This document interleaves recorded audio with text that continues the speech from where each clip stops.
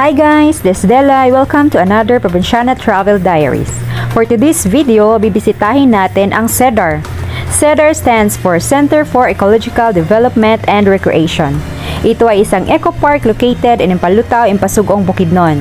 Ito din ay repair station project under DNR and the local government unit of Impasugong. Alam niyo bang hindi lang nature trip ang meron dito?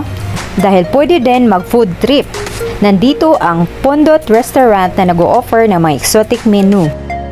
After hiking, swimming, and camping, tikman ang kanilang masasarap na luto at itry ang Bukidnon exotic foods.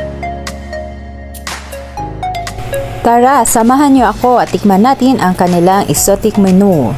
Isa na dito ang adobong kokak.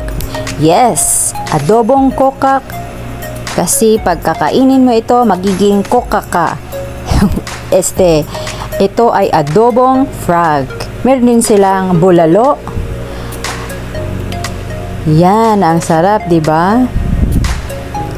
At saka meron ding native fern na pako salad.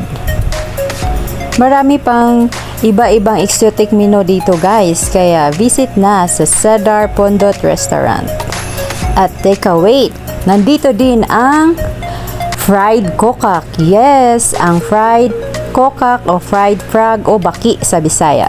Kaya sa next visit niyo ng Bukidnon, huwag kalimutang isama sa bucket list ang CEDAR Pondot Restaurant.